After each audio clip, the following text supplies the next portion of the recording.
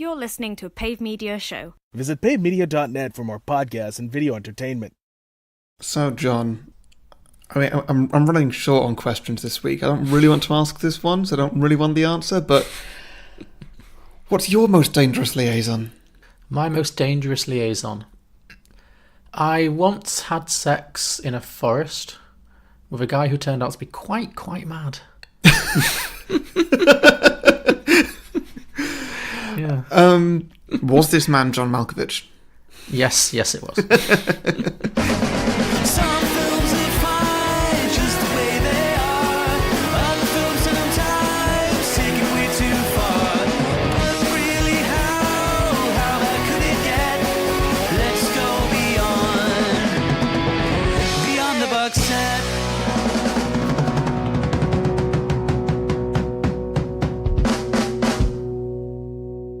Welcome everybody to Beyond the Box Set, the podcast where we pitch prequels, sequels and spin-offs to films that don't have any. I'm Harry, joining me as always is John. Bonjour. And this week, because we're in a Glenn Close season, we're doing Dangerous Liaisons. Dangerous Liaisons. I can tell from the tone of your voice that you really like this one. Yeah. What do you think of it? Have you seen it before? Yeah, I have. I really like this film. Mm-hmm. And watching it back, I enjoyed it just as much. Yeah. I had forgotten how campy and silly this film is in places. I remember this as being like entertaining but quite serious. Watching it back this time, I was like, oh no, this is a comedy. This is a funny film. Mm-hmm. And yeah, I enjoyed it even more on that level. From your eyes, I'm guessing I'm going to get some kind of very different take on it, but what did you think? Did we watch the same film? Really? I think we did, yeah. Okay, cool. I found this to be potentially, probably, quite likely, the most boring film I've ever seen in my entire life. Really? Yeah. More boring than Yentl? Yeah. Wow, okay. Interesting. Go on. I very intentionally wasn't doing anything, like being on my phone or something during this movie, because, I needed to pay some kind of attention to it, and my God, I struggled. Really? I struggled. I was just watching it. I wasn't doing anything, but I couldn't listen to anything because it was so boring. Well, okay. I could watch what was happening. I had to have my housemate explain it to me about every 10 minutes what was going on, if anything. Mm-hmm. Most of the time there was nothing going on. It was just like, oh, well, they're horny. Yeah, I mean, basically. You could sum it up pretty easily as they're horny. Yeah. Other than that, I don't really... John Malkovich is a bit creepy, yeah. Mm-hmm. I mean, what about it did you find boring? Just that there wasn't enough action? The script, yeah, there wasn't... I mean, action's the wrong word, but just things happening. Sure. I'm not looking for an action movie in everything I watch, but there just was nothing happening, really. Okay. I mean... There was the occasional scene here and there. There's like John Malkovich convinces Uma Thurman to get a key cut for her room. Like, I was kind of into that bit. Other than that, nothing really. No. Well, it's interesting Nothing really happens in this film until... Well, there's no promise of anything happening in this film until the moment where John Malkovich says to Glenn Close, either you can sleep with me or we go to war. Yeah. And she's like, we're going to war. And I was like, finally! And then the film finished. Yeah, I know, right? Like... Oh my God. Like, I started this film and, I got through the first 5 minutes or so and I was like, all right, like... They've set the scene. I know what sort of thing this is going to be, and I'm expecting the big sort of like, boom, it's actually this kind of film. Mm-hmm. And it just never changed. Okay. The tone stayed the exact same the whole way through until that last 10 minutes. Until the last 10 minutes, sure. Yeah. Mm-hmm. And even then, barely anything. Just like, oh, there's a sword fight going on, and that's it. They really wrapped up. And he just sort of released some letters to the public. Yeah. No, I would agree. It's funny because it does have quite a long build-up, and there was a bit in the middle where I got a little bit bored too. Oh, really? Yeah, just a touch. But then, when it finally gets to the end, it really wraps up in like 5 minutes. It's like, like I said, it's like, it's war, and then it's like, oh, and then he's dead.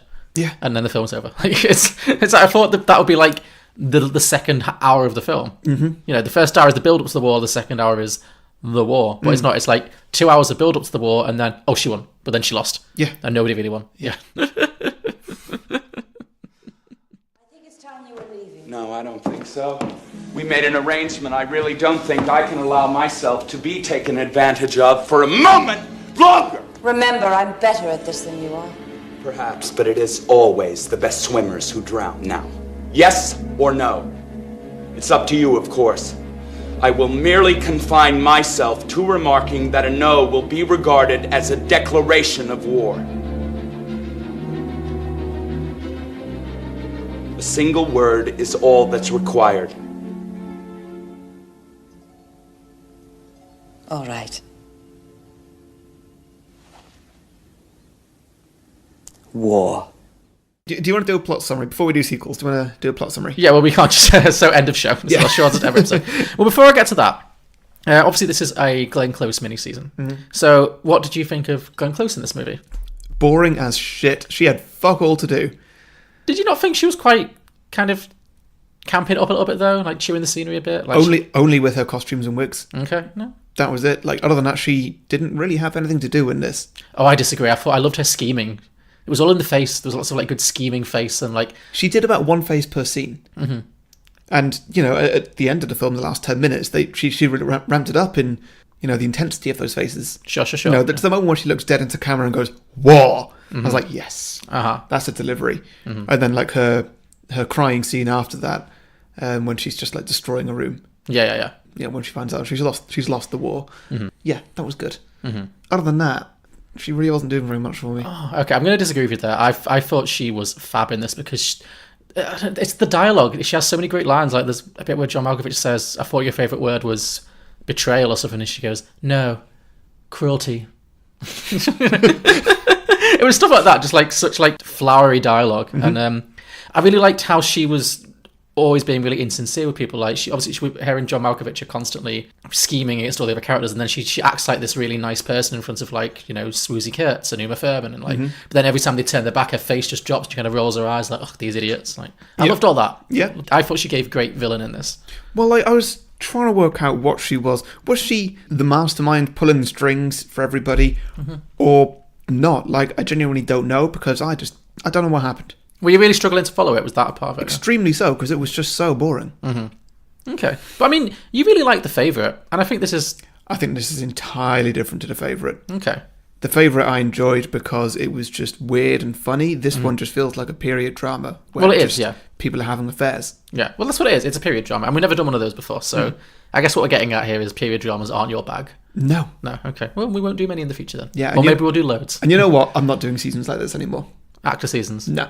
Or just seasons where... No, I mean seasons where one person gets to make the whole choice, because this is not going well for me. Well, we'll get to the end, but we're taking a hard left turn next week, and I think you'll like it a lot more. You have started off really badly. Well, you know what? Battleship and Need for Speed, bitch.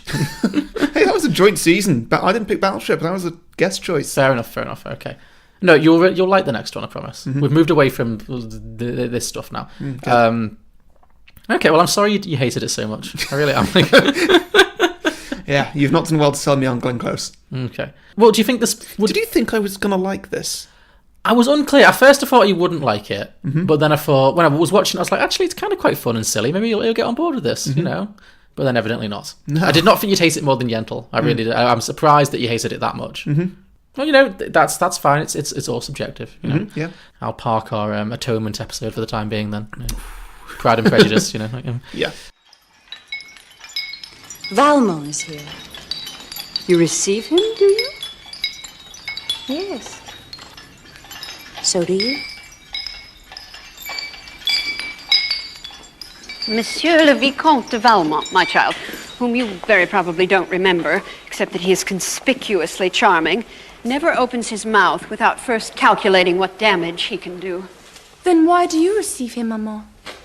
Everyone receives him.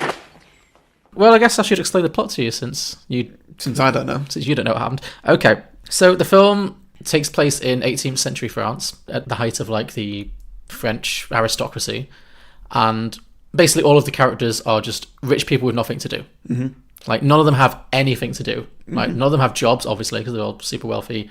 You know, it's the 18th century. There's no TV or anything to do. So literally all they can do is gossip. Yeah. Their entire lives are just, let's gossip and get married and shag around, and that's pretty much all we got. Mm-hmm. So that's basically what the film is, hence the title Dangerous Liaisons. Mm-hmm. It's also based on a book that was genuinely released in the 18th century and was considered so scandalous at the time that like the Queen of France had to, when she ordered it in to read, had to bring it in disguised as like a Bible or something, because it would be scandalous if anyone found out she was reading it. Right, sure. So this book really was causing like a stir. Mm-hmm. Anyway, it's a fictional book. It's not based on... Well, it might be based on real people, but it's a work of fiction. Yeah. Anyway, so it stars Glenn Close, of course, and John Malkovich. Mm-hmm. And they are... Well, I'm going to refer to them as Glenn Close and John Malkovich because there's a lot of French names in this. It's just going to get confusing. Yeah. But he was Valmont, and she was Merteuil, I think. Merteuil. Mm-hmm. And they're both aristocrats. Counts, dukes, duchesses, I don't know. Something. There's something. They're rich. The lord and lady of a house. Well, not the same house because they're not a couple. I gather not a couple. Did he live somewhere else? It's unclear. It's unclear where he lived. He never seemed to be at home. No. Well, at the start, the first thing you see of him is him getting dressed by people. Yes. And it's never really stated where it is. It's just in a room in a palace. Mm-hmm. And then the next scene, it's just like him and Glenn Close are having a scene together, and I just assume that they're in the same house. Mm-hmm. Yeah, I feel like a lot of it's in her quarters, her house, whatever, and then all the rest of the time he's at his aunt's house. Mm-hmm. Yeah, you never really see, apart from that opening scene, you never really see where he is. No. But you do get this amazing opening scene that I think is really, really good. Well, first you get the super cheesy intro where it's like the note and the candlelight and the titles, and it's got the piano music, and it looks like a TV film. Glenn Close was first billed on this. Yeah. I really don't understand why. Really? John Malkovich is clearly the lead. And, like, she's not a supporting character, I would say, but... Sure. Like, he definitely has more screen time. It's his story. Yeah. It's definitely... It's not both of their story equally, which I think it should have been. Like, if it was more about the war that they had, then it would have been. Yeah. But she didn't really have that much to do, whereas he was just like, now I'm sleeping with this person, now I'm sleeping with this person, and now I want to do this, and want to do that, and here's me raping this one. Yeah. Oh, I think it was both of their stories, but, yeah, we got more time with him than with her, definitely. Because he was, like, doing stuff, like I said, and she was, like, working all the angles behind the scenes. I don't know, I feel like she gets, like, the big moments. Even though she doesn't have many of them, she has the moments that you really remember. Or I do, anyway. I never got the impression that she was having a lot of sex. Oh, no. Until the moment she had that conversation with Uma Thurman. Just being like, yeah, you can sleep with whoever you want, and however you want, wherever you want. It's great. Yeah. Which Uma really took to heart. Yeah, yeah that was funny. I enjoyed that. But... I don't know. I'd like a sex scene for her. A Glenn sex scene. Yeah, you're right. Well, I think it's quite telling that you don't get one. I think that's quite an interesting thing about her character. She definitely is having sex, because it's implied that she's always got these lovers on the side. Like, she's sleeping with Keanu for a bit, and she's got the other lover at the beginning. And this whole film, it all happens because she gets dumped by some guy. So John Malkovich and Glenn Close are kind of friends, frenemies, ex-lovers. They're ex-lovers, yeah. Ex-lovers, yeah, but they still have a decent, it's a very toxic relationship, but it works for them. They clearly still fancy their pants off each other, and they're both complete bastards. They just are evil people. What do you think of their ages in this? How do you mean? Just the age that they both looked. Well, I think they both looked like they were probably in their late 30s, early 40s, which is what they were. I think Glenn Close would have been about 41 at this point. Because Malkovich probably the same. I think that Glenn Close's age in this varied wildly. It was so weird. How so? Just like sometimes look like, yeah, she could be sort of early 30s sort of thing, and then she looks like 56 now. It really changed all the time. I can't say I picked up on that. Like, do you mean when she takes the makeup off at the end and stuff? No. Just from scene to scene? Yeah, just from scene to scene. Just like, sometimes, yeah, she just looked really young and everything, and the other one's not. I don't know if it was just a makeup thing, because obviously her makeup changed wildly during the film as well. But yeah, I think the costumes probably, because she had the most costume changes. Maybe some just looked a bit more frumpier than others. I don't know. Did she have the most costume changes? Because nobody ever wore the same costume in more than one scene. Well, that's true. Yeah, but she had a lot. I noticed a lot of her dresses. Well, they're a lot more prominent. It's like her getting out of the carriage and stuff. Exactly. Yeah, there's lots of now she's wearing this fabulous outfit. So, but I got the impression that they were both, what would be middle-aged in 18th century France, like late 30s, early 40s. Because there's there's that funny little bit where she's talking to Uma Thurman about the man that Uma Thurman's become betrothed to.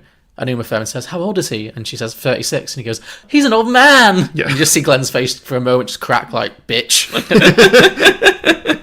I mean, how old is Uma Thurman supposed to be in this? Like 14? Oh, yeah, like 12 or something. Yeah. Like very, like young, young, yeah. She probably would... I imagine Uma Thurman was a little bit older because she's naked a lot in this film. But I imagine the character is supposed to be like 14, 15 years old. So, yeah. I hope Uma Thurman was younger than that because... Older than that. Was older than that. Sorry, yeah, I hope she was older than that because those scenes are uncomfortable enough. Anyway, so Glenn Close and John Malkovich are these ex-lovers. He's got this horrible reputation. Everyone despises him. Like, he's got this reputation of being this cad, this rogue, this, scheming, vivacious sex pest, basically. And she's actually much more respected. It seems like people generally think she's like a really nice person. She's like this social butterfly. Everyone comes to her for advice. She holds all the fabulous parties. She goes to the opera every week. Yeah. But behind the scenes, she's just as scheming, if not as he is, if not more so. And basically, she asks him to ruin Uma Thurman because she's been dumped. Glenn Close has been dumped by this guy who's now betrothed to be married to Uma Thurman. This guy never appears in the film. He doesn't matter. Right, okay. But yeah, so Uma Thurman is betrothed to this guy. She's never met him either. See, there's a lot of talk of people who just never turn up, which really confused me. Yeah, there's a lot of that. I'm just like, so she was engaged to John Malkovich or what? Or... Yeah. Okay, I can see why this confused you. Yeah. But no, so she asks John Malkovich to seduce Uma Thurman so that this guy will marry a woman who has already been, is no longer a virgin, which obviously was quite important in those days. Was considered quite important in those days. And so he agrees to do that, although he initially thinks it's going to be too easy. So Uma Thurman is the daughter of Glenn Close's cousin, I think. Sure. Madame de Volanges, played by the great character actress Swoosie Kurtz, whose name I just adore. Might as well have been called Madame de Hats or Madame de Bonnet. She had some of my favourite bonnets in the whole film. Yep. Lots of good bonnet work. But yeah, so he agrees to seduce Uma Thurman, but he also tells Glenn Close about another conquest he's got his eye on, which is Michelle Pfeiffer, whose character name I cannot remember. No. Madame de Fufu, I don't know. She's this very pious, virtuous married lady, and I think she's supposed to be like known throughout the land as the most pious, virtuous, So it's like, okay, Uma Thurman's too easy. Like, of course I'm going to seduce some silly teenager, but this woman, she's a real challenge. So what will you give me if I can seduce this lady? And Glenn Close is like, well, if you can seduce her and get proof to me, then you can then have sex with me. And that's kind of their power dynamic. It's like, you do this for me and I'll let you shag me. I'll shag you. It's like there's definitely like sexy power games happening between the two of them, right? Which informs a lot of the film, and that's kind of sets up what happens. So then John Malkovich starts seducing. Well, he does seduce Uma Thurman, who also is in love with Keanu Reeves. Just someone who's vaguely the same age. Yeah. So Uma Thurman is betrothed to this much older gentleman that she's never met. She's not very happy about it. She's just got out of a nunnery, so she's very or a convent school. She's very naive, but then she falls in love with Keanu Reeves, who's about her age and is like her music teacher. What accent do you think Keanu and Uma were going for in this film? I don't know, because nobody else was trying. No, that's it. Everyone else was just like, we're American. Yeah. Americans who occasionally speak a bit of French. Yeah. And those two were putting on something. I felt like they were from like Europea. Yeah. I noticed that John Malkovich wasn't even attempting anything that wasn't his own just normal American accent. Was Glenn Close? Is she American too? Yeah, she's American. Okay. I don't think she did much accent work in this. No. I think they just obviously decided, we'll just be American. But then nobody passed that note to Keanu and Uma. I don't believe you know my cousin, Madame de Volanges. This is Chevalier d'Anceny, and Madame's daughter, Cécile. Tell us what we should think of the opera. Oh, it's sublime, don't you find? Monsieur d'Anceny is one of those rare eccentrics who come here to listen to the music.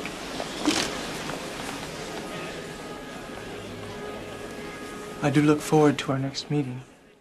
John Malkovich pretty easily seduces Uma Thurman. That's not even really a challenge. Well, actually, that's not fair. Yeah. He doesn't seduce... Yeah, wait a minute. No, that's not correct. He doesn't seduce her, he rapes her. That's actually a very different thing. Yeah. Sorry. What I mean is that she doesn't put up much of... Oh, no, that sounds even worse. I'm going to edit a lot of this. He tricks her. He tricks her, yes. Yeah, he tricks her into... I mean, she's got to, like, carry some letters or something for him. What's going on there?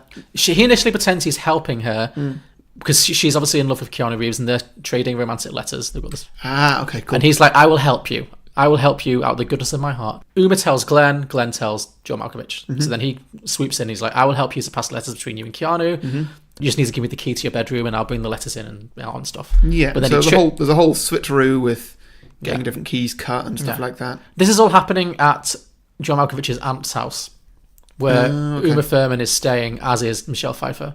He gets the key to Uma Thurman's bedroom, breaks in the middle of the night. So, like, Uma Thurman doesn't even have the key to her own bedroom. Yes, exactly. Like her mother has it. That's how much of a... Yeah, that's it. Her mum's very domineering, so she's very much this, naive little child who doesn't understand what's going on in the world. Yeah. So John Malkovich breaks in, pretty much rapes her. Well, rapes her. 100% rapes her, yeah. But I don't know. And then there's quite a distressing scene afterwards of Uma Thurman telling Glenn Close about it. And Glenn Close is like, well, did he force himself on you? And she's like, well, No, and just she can't find the words to say that, like, I wasn't okay with it, even though she kind of let him do all the things just because of, I guess, power struggle sort of thing. Yeah, exactly, yeah. Yeah, that's quite an interesting scene. So he has no trouble with that, but he finds it much harder to seduce Michelle Pfeiffer's character because she has been warned about him. Someone is writing her by letters. the way, that's when Uma Thurman, when she's talking to Glenn Close says, you can have sex with whoever you want, wherever you want, whenever you want. It's great fun. And then Uma Thurman's like, ooh. Yeah. You know what? I'm going to have sex with John Malkovich. I like it now. And I'm going to enjoy it. And then she's instantly into it. Yeah, it's a weird turn. It's rape turned into infatuation. Yeah, because it seems like she's quite traumatized by the experience, but then when Glenn's like, you could do that all the time, she's like, oh, okay. Yeah, like, it can be okay, Yeah. Yeah. Yeah, so that happens. John Malkovich finds out that somebody is writing letters to Michelle Pfeiffer warning her that he's a big bastard, basically. And so, with the help of his personal assistant, played by Peter Capaldi. So you must have enjoyed that, surely? Peter Capaldi? I clocked it instantly. Uh-huh. Saw his face and I was like, is that Peter Capaldi? And then the scene later, he's actually talking and it's like, oh my god, it is. Would you look at that? Also, he was putting on an accent. Like, he was putting on a Scottish accent that wasn't his. Oh, really? I thought he was just doing his Scottish accent. His accent is nowhere near that strong. Or in Doctor Who, it's not, at least. Okay. He's Scottish in that. Well, he maybe tones it down for Doctor Who. I don't know. Maybe? I don't know. Well, why would they be Scottish? Why would the French people's assistants be Scottish? I don't know. I didn't write it. No, I just thought it was obviously a choice for them to not ask unless his accent has just changed over the course of 50 years or whatever it is. Which 50 years. He looks old. This film came out in 1988, so 30 years ago, 31 years ago. Okay, sure, whatever. Well, I enjoyed Peter Capaldi in this film. Capaldi. I enjoyed his. I think he has some of the best wigs. I didn't really clock his wigs, but I did clock his monobrow. His monobrow was quite something. Yeah. Oh dear. So he was fun. So, because Peter Capaldi is sleeping with Michelle Pfeiffer's PA maid, lady. Sure. And John Malkovich didn't clock that. And John Malkovich, well, he walks in on them. Remember? But I didn't know who that was. I thought it was just a random woman. You need to listen to the dialogue. You can't just I tried, but everybody's name is Madame de Pompadour or whatever. How am I supposed to remember anything? Fine, fair enough. Anyway, with the help of Peter Capaldi, he figures out that the person who's been writing all these letters to Michelle Pfeiffer about him is Uma Thurman's mum. And I think that's when he decides he's going to really ruin Uma Thurman. He's like, fine, I'm going to do it. I'm going to just destroy her to get revenge. So he does that. Again, not too much of a challenge. In the meantime, he is trying to seduce Michelle Pfeiffer, and she's like, no, but yes. No, but yes. Just go back a little bit to the scene when John Malkovich walks in on Peter Capaldi having sex with whoever. The maid, yeah. Yeah. I mean, she's not really a character. She just is Michelle Pfeiffer's maid. Okay, cool. So, sorry, you just told me off for not remembering someone who's not really a character. No, but the connection was important. Okay, sure. The fact that it's Michelle Pfeiffer's maid. Okay. She handles Michelle Pfeiffer's letters. I wish they just said that. Like, hey, Michelle Pfeiffer's maid. Yeah, sure. But yeah, that scene, like, John Malkovich says to Peter Capaldi just like, oh, can you just go and get me some water, meet me in my room, or whatever, something like that. Just essentially leave. Yeah. And he does, ripping the quilt off. Yeah. Which was just really weird. Just like, you're in bed with somebody, don't just say that you can't have any quilt. Fully knowing that they're completely naked. Yeah, I enjoyed that a lot. That was clearly done for a reason. Yeah. But yeah, he blackmails the maid and gets all the letters. And yeah, so Michelle Pfeiffer is initially resisting to him, but then she's obviously got a bit of the hots for him. He comes on very strong. Like, he's not doing like seductive, he's doing creepy, but it seems like it works for her. Yeah. Maybe that's like the point. I guess that was supposed to be like, she's good, but she's attracted to like bad boys, and he's just not even pretending he's not a bad boy. Like, he's doing a very bad job of pretending he's not a bad boy. What did you think of Michelle Pfeiffer in the film? Boring. Is that giving the answer for everyone? Boring. What does she do? Well, that's a good question. That's like, I don't really know what anybody was doing. Yeah, she was a bit of a wet blanket for me. It didn't really land particularly. Her whole thing is that she's like uber pure and uber good, but then obviously she ends up falling for this bad boy kind of thing. But I don't know, the way she played it was just like, she was just so, or the way it was written is probably more, she was just so meek and mild the whole time, and you never really got a sense of her. And I don't know, it made the end unrealistic for me. Because it was like... Yeah, what happened to her at the end? She died of a broken heart. Sure, that's what it was. And all the leeches and bleeding. She's got a cold, cut her open her wrists. I mean, I assume that was an STD, right? She died of an STD. She could have done, maybe. I think she's supposed to have just died of a broken heart. Sure. It happened in those days. What was her heart broken from? From John Malkovich dumping her. Yeah, but she found out that she was ill when he was literally sleeping with her. Oh, no, she wasn't really ill. She was bleeding. What? Which bit? No, that was Uma Thurman. That was when Uma Thurman had the miscarriage. Oh, she had a miscarriage. Wow. Oh my God, you really weren't paying attention. Hey, I tried my best. I really did. That happened? Yes. All right, cool. Yes. No, Michelle Pfeiffer wasn't really ill. She was just very frail and fragile all the time. And then when she gets dumped by John Malkovich, she just swoons and dies of a broken heart. Yeah. Oh, cool. Well, she gets sick, and then you see all the doctors like cutting open her wrists and bleeding her out, which was like how people did. They thought that the best way to heal a sick person was to let all the bad blood out of them, which basically just meant they drained all the blood out of people and they died. And they were like, whoops.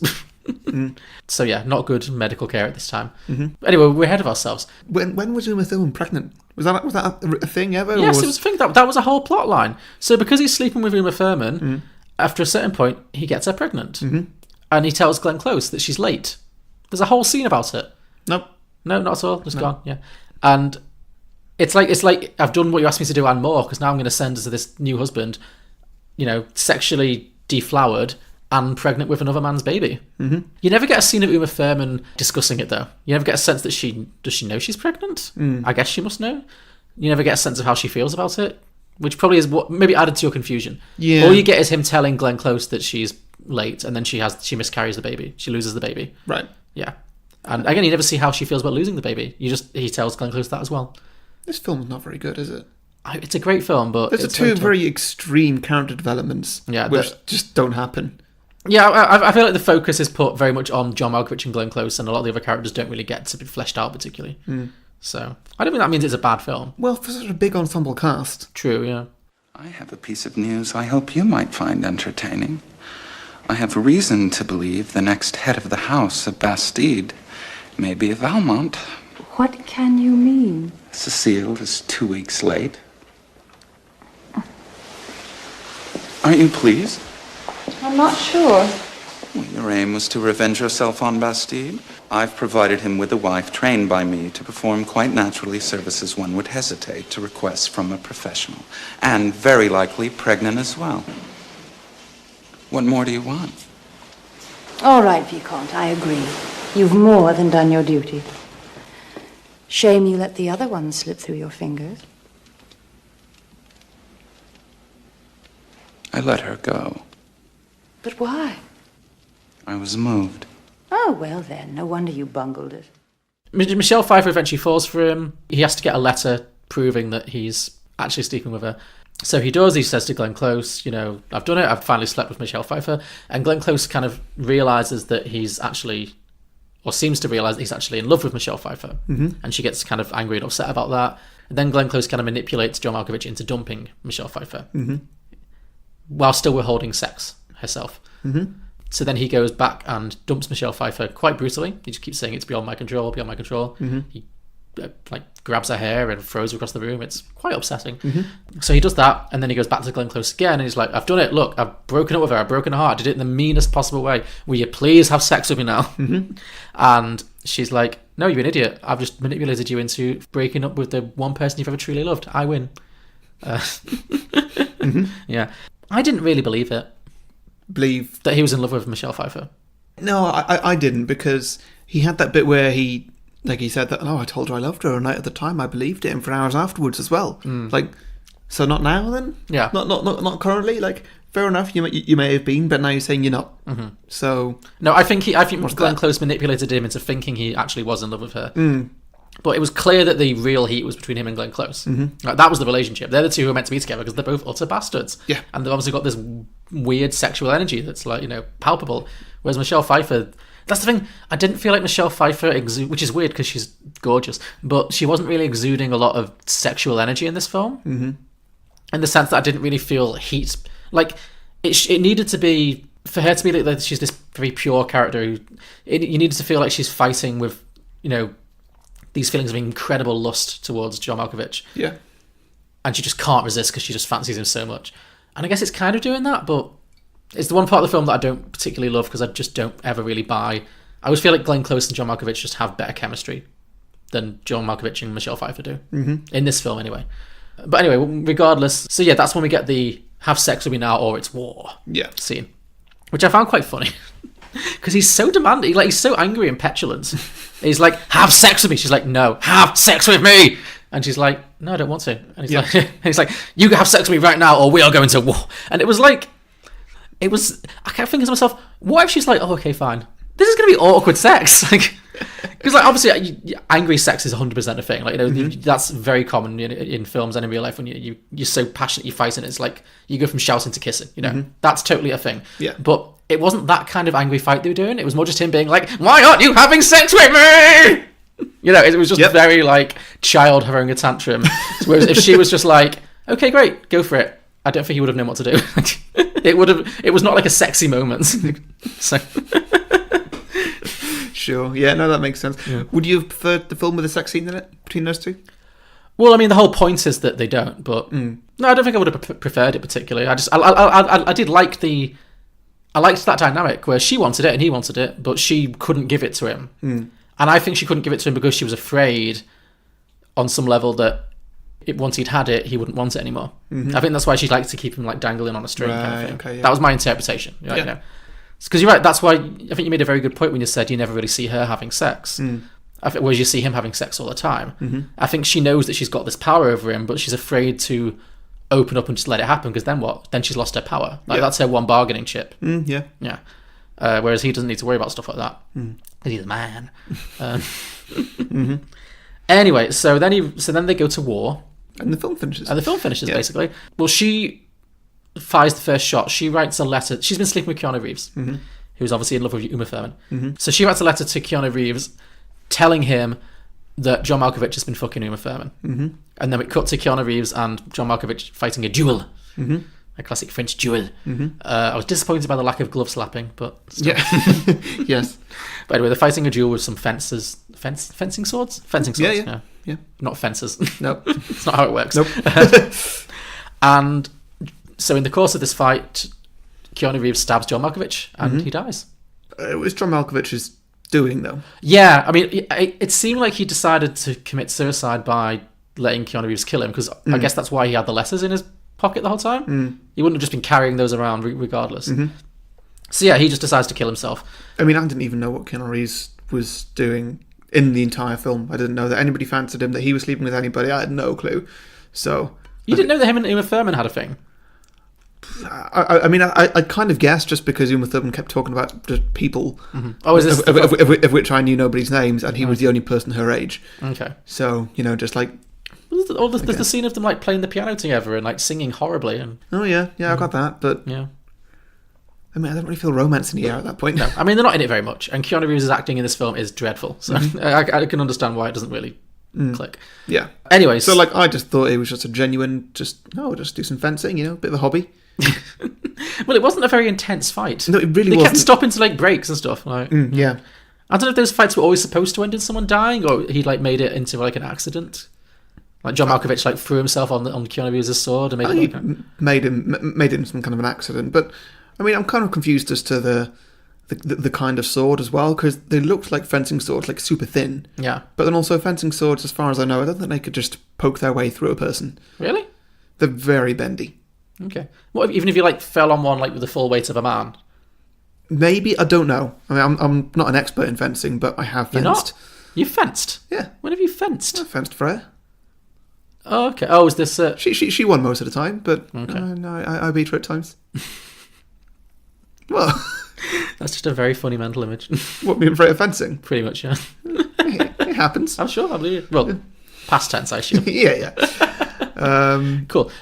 But yeah, like the fencing swords that we use, they've got blunt ends. Yeah, but well, of course. I guess that's probably a modern safety thing, because obviously these days you do it with a lot of safety equipment. Yes. And back in those days, apparently not. No, apparently not. So anyway, he dies and gives this very, very long death speech. So boring. But I liked how... And also I was wondering how he died as well, because he got stabbed, not like in the chest or anything, just like in the hip. Yeah. Like, that doesn't feel like a place that a small stab wound is going to kill you. Well, he stays alive long enough to like give this huge speech about how sorry he is and please tell his message to Michelle Pfeiffer and then take these letters for me, all that kind of stuff. And then it's like okay, I'm done now. I guess it's time to die. Like, yeah, he dies exactly when he means to. Yeah, it's a perfectly timed movie death. Yeah, and I was kind of like, doctors, bandages, like nobody's sort of crying out like get help or anything like that. No. Keanu Reeves didn't show any emotion in this scene. That may have just been an acting thing. Well, yes, certainly. I mean, from my interpretation of the character, which is obviously completely wrong, I was expecting like at least a sorry or something, just some form of that. Like, Keanu Reeves to apologise. Like, oh my god, I really didn't mean to do that. Oh, I'm so sorry, sir. And I think that's not an incorrect interpretation. I don't think he did mean to kill him. Sure, okay. Yeah. Or even if he did, just like a look of like, haha. Yeah. But no, nothing. Keanu Reeves had one facial expression in this movie, and it was blank. Yeah. Yep. But also it was funny, like, because he gives this whole long speech, and then he kind of just turns his head to the side and very daintily dies. And then it pulls out like an overhead shot with like Peter Capaldi and Keanu Reeves kneeling over John Malkovich's dead body, and a huge pool of blood. Huge. So it's like, this whole speech, has he just been like spurting blood up his gut just all over Keanu Reeves? Like, oh god. Yeah. Feels like that's what was happening. So then he dies, but before he dies, he tells Keanu to go to Michelle Pfeiffer and to explain to her that he did love her all the time, and he's really, really sorry. And also he gives the letters that him and Glenn Close wrote to each other, because all of their schemes pretty much happened through them passing notes to each other. Right, yeah. So he does that too. So he goes to Michelle Pfeiffer, who's in her sickbed, dying of a broken heart, plus all the leeches and blood loss, and she's like, and she just dies. She just dies of a broken heart there and then. And then he passes all the letters to everybody, I guess. So then what we see is Glenn Close. Did you think Glenn Close's freak out was because she'd lost? That's what I later thought it was. Initially, I thought it was like, oh my god, he's dead. I'm so sad. Yeah, no, I think that is what it is. Okay. Yeah, I absolutely think that's what it was. I think the fact that the love of her life, who is John Malkovich, has died. I think that's why she freaks out. But then she has this huge freak out in her dressing room, I guess. A room, yeah. Smashes mirrors. It's a palace. I'm not sure if there's enough names of rooms to actually name every room. Probably not now, yeah. The salon. The room between her bedroom and her dressing room. Yeah. Anyway, but the film ends with Glenn Close kind of pulling herself back together, getting all dressed up, going to the opera, business as usual. But she goes in, and then obviously the letters have been passed along. And so basically the entire room just stops and stares at her. Well, see, that's the thing, was I, again, later thought, she walks into that room, into her box, and she doesn't just go and just sit down like normal. She's got this sort of this blank, unhappy look on her face, and she just stands there and just looks at the whole audience as though she's expecting exactly what happens, which made me think that she already knew about all those letters. They'd been in the paper. She must have read the paper or something, and then had that freak out. I like the idea that there was a paper. The Sunday Times. Like, this just in, extra. Glenn Close is a bitch. Possibly she expected it. I feel like newspapers have been around for hundreds of years, though, right? Yeah, but I think in these how do people know things? How do all the audience know things? Well, all the audience of the opera know things. Oh, from passing gossipy notes. They just lived on gossip. I don't think there was like a formal letter, a formal newspaper. Why did everybody know? Because he passed all the letters around. Everyone was like, "Did you hear? Did you hear? Did you hear?" Was she that important to people? Yeah, she was like a very important. She was like the socialite. She was like the social butterfly of the whole group. Like, she probably knows everyone in that room, and she's probably like got gossip from all of them. Well, I got the impression that she was very upper class. Yes, absolutely. Yeah. And that everybody else in the opera was not. Oh no, everyone in the opera was upper class. Really? Lower class people wouldn't go to the opera. They're too poor. Yeah. No. These are all her peers. Okay. They're not just poor people. These are all like fellow lords and ladies and counts and countesses. That's the thing she's been rejected by. She spent her whole life putting this mask up of being like this social, goddess, and then she comes into the opera and everybody knows that she's been a big phony the whole time. She's completely exposed. Right. I mean, how has she been a phony? She's pretty much just been sleeping around. Well, the letters also reveal that she's been like plotting to take people down. Like she, okay, cool. How she plotted with John Malkovich to ruin Uma Thurman. That kind of thing. Oh, okay, sure. So she will have no friends anymore. Like, she's done in this. Her name is mud in this town. So yeah, I think maybe she walks into the room expecting some kind of reaction because everyone knows that John Malkovich is dead, and they probably know that they were friends. But she's like, "Look, I'm fine."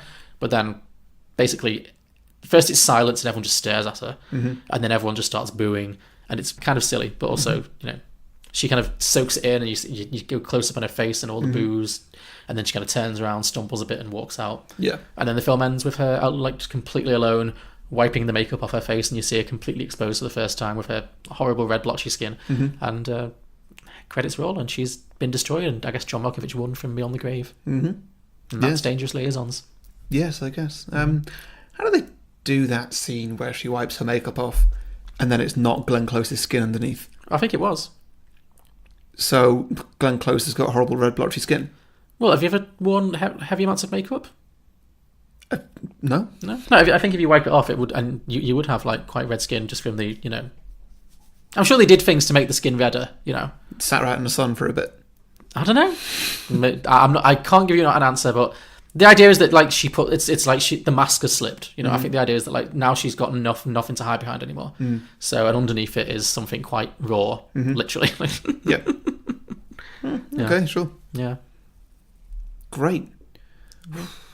All right, getting through it. Yeah. Any more thoughts on the film? Do you think I've got any more thoughts on the film? Dear God, John. Well, okay, here's a question for you. Yeah. Would this film be improved if Meryl was playing the Glenn role? I'll get to that. Oh, okay, fine. Interesting. Okay. But also, yes. Okay. To go back to last week's rating of, you know, how many Meryls out of 10. Yeah. Yeah, keep that as a thing. Yeah. Yeah, I would say this one is a solid 3 Meryls out of 10. 3 Meryls out of 10. Okay. What did you give last week?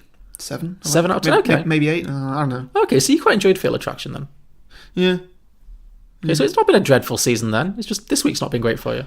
What did I make the rating? Was it actually like how good the film was, or was it just like how good the role was?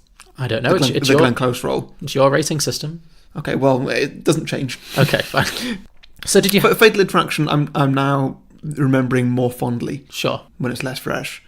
This one, I cannot see that happening. To seduce a woman famous for strict morals, religious fervor, and the happiness of her marriage, what could possibly be more prestigious? I think there's something degrading about having a husband for a rival. It's humiliating if you fail and commonplace if you succeed. Where is Monsieur de Tourvel, anyway? Presiding over some endless case in Burgundy. I don't think you can hope for any actual pleasure. Oh, yes. You see, I have no intention of breaking down her prejudices. I want her to believe in God and virtue and the sanctity of marriage and still not be able to stop herself. I want the excitement of watching her betray everything that's most important to her. Surely you understand that. I thought betrayal was your favorite word. No. Cruelty. I always think that has a nobler ring to it. So, should we get to drinking games? Okay, so my first one is probably a somewhat obvious one, which is Drink for Wig Changes. Drink for Wig Changes, yes. I mean, this is a wiggy movie. And, I did spend most of this movie, that's probably why I wasn't listening, trying to work out what was meant to be a wig in that world. And what was actually just a wig for the actors. Yeah. And also, on occasion, what was just natural hair. Yeah, I know what you mean, because again... Because it really varied. It really did, yeah. Peter Capaldi, like, I was like, well, that's a wig. And then, but then he's wearing it when he's having sex, and like, when he's not wearing any clothes, he's still got that wig. Yeah. And like, well, John Malkovich's natural hair was, you know, obviously not John Malkovich's natural hair. Yes. One would assume. Safe assumption. Yeah. I don't know, because he so often just wore wigs through the whole film, and a lot of them. Yes. So, yeah, I was running with that. I agree. It was good though. Did you have a favourite? Just to do the whole wig watch section. Let's be honest. Yeah. Did you have a favourite wig? I think Capaldi's bedtime wig. Bedtime his bedtime wig was just so long, and it just looked so weird. And I had the same thing. I was like, so that's not a wig? That's your hair? I was really compelled by it. Yeah. Who else is wearing a good wig? Yeah, Malkovich is wearing some very good wigs in this. I don't think a lot of the women are wearing wigs, are they? They're just kind of... I mean, my wig dar is awful, by the way. So, like, was that Glenn Close's hair? I'm just thinking, like, a lot of it was... She didn't really have as many big hairstyles as the men did. All the men just kind of had one. Yeah, which I think might have just been Glenn Close's hair. I don't know, though. Genuinely don't know. But I really enjoyed that opening scene, though, where it's just literally Glenn Close and John Malkovich being constructed. Yeah. Yeah. It really put you into, like, the feeling of, like, my God, okay, they don't do anything all day, but... the effort they put into not doing anything, like they're just getting the effort other people put in. Oh, exactly, other people are, yeah, because they're just standing there, just being constructed. Like, like the powder and the corsets and the wigs and everything. It's just like, wow, they're getting so dressed up to just go and do nothing. They just go and bitch about each other. Like, what? No wonder they're all mad. Like, Yeah. I mean, I guess that the film starts with Glenn Close getting constructed and finishes with her getting destructed. Yeah, exactly. Absolutely. That's interesting. It's symbolism, yeah. Cool, okay, next drinking game. Drink for notes and letters. Anytime any note or letter is passed to somebody. Sure. Lots of scandalous gossip. Drink for any time anybody looks or touches boobs. My next one is cleavage. Yeah. I've got to say, when I decided to do a Glenn Close season, I did not know it was also going to be tit season. Like, these are some of those like boob-heavy episodes we've ever done. Like, I absolutely loved John Malkovich's just lack of subtlety at looking at somebody's chest. Yeah. Like he would, like his first scene with Uma Thurman, she's standing, he's sitting, she's all standing behind him kind of to the side, and he's just full on just looking at her chest. Somebody says something to him, he turns away, just lightly replies, and then just turns his head sideways again and just carries on as though nothing's changed, just like boobs. Yeah, and then Uma's mum was like, we need to go. Isn't there a scene, I can't remember if it's Uma Thurman or Glenn Close or somebody else, there's a scene when he kisses a character's boobs as if he's like kissing someone on the cheek. Glenn Close. Is it Glenn Close? Yeah. It's like he's kissing someone on the cheek, that kind of like the double kiss thing, but just and I think Keanu Reeves does the same. Yeah. Oh, not a boob moment, but, well, apart from that Keanu Reeves is a bit of a boob in this film.